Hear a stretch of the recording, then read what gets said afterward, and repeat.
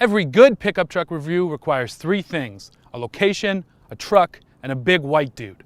And that's why today we've come to San Antonio, Texas to test the new 2014 Chevy Silverado.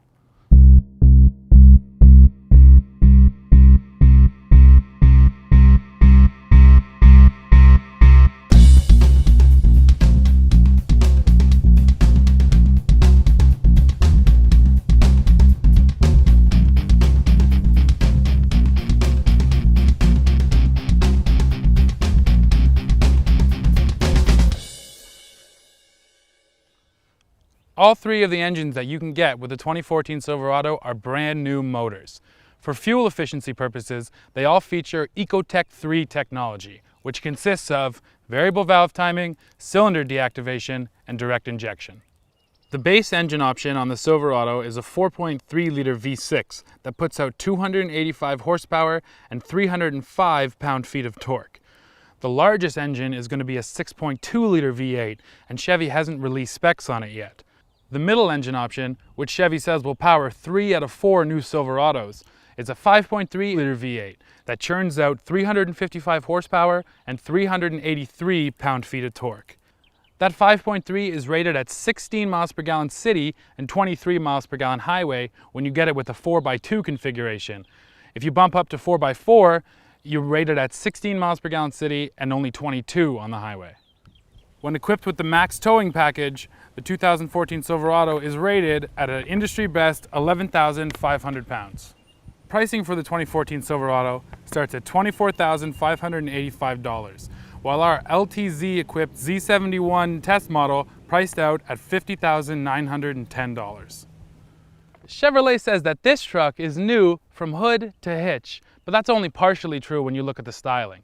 Down the sides and around the back, it actually stays quite close to the old truck, but up front, we have some drastic changes. There are new projector beam headlamps, a bigger grille, and that big old bow tie right there in the middle. Chevy took a lot of the rounded edges and really squared them off. That gives it a big fist punching through the wind sort of look. As any real truck guy knows, you're really making your money with the bed of your pickup. So Chevy's focused on usability in the new 2014 Silverado pickup bed.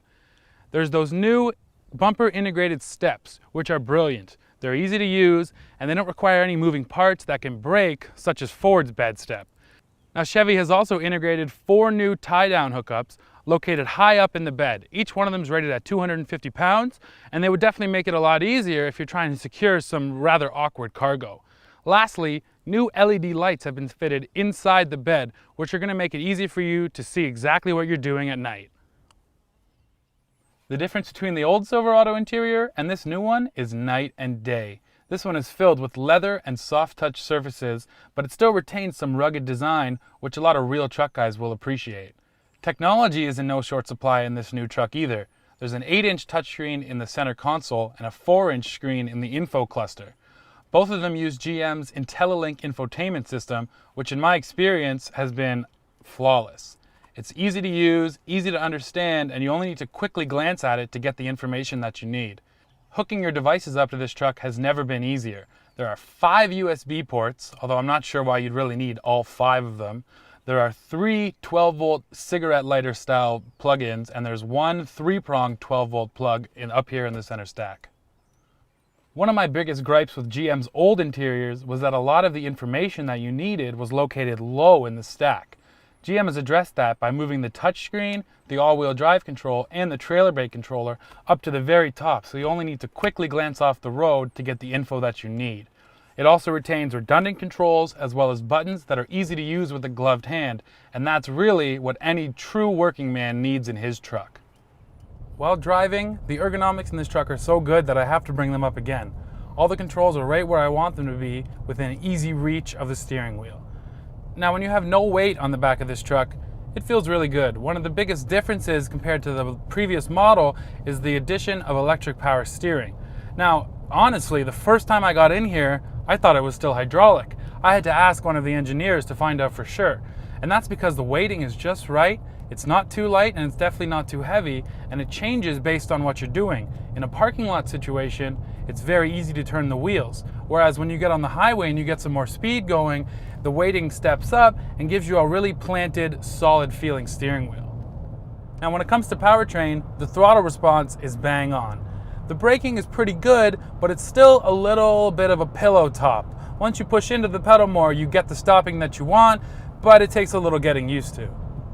We got the chance to hook up 8,500 pounds to the back of this Silverado in the form of a skid steer. Now let me tell you that weight felt just right for this truck.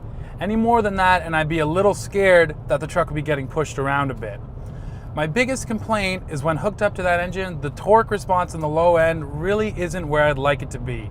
And now that's in comparison to Ford's EcoBoost V6.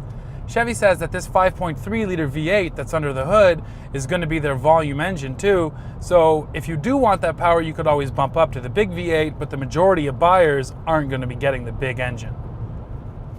We got the chance to sample this new Silverado off-road as well, and we got to use Chevy's hill descent control, which is new for the 2014 Silverado. Now in my experience with the truck, it was a little bit out of phase with the hills. So it would let you come in really hot over the top of the hill and then grab halfway down. If you feathered the brakes and used the hill descent control together, it worked quite well, but it definitely seems like the system needs a little bit more fine tuning. So while I mentioned that the torque in this engine wasn't exactly where I'd like it to be, the fuel economy is definitely right there.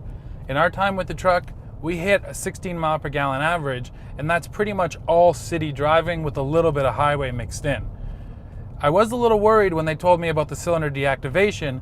Sometimes with these systems you can get a little bit of a rumble or you can get a little bit of noise when it switches over. But I can assure you that this Silverado is completely seamless.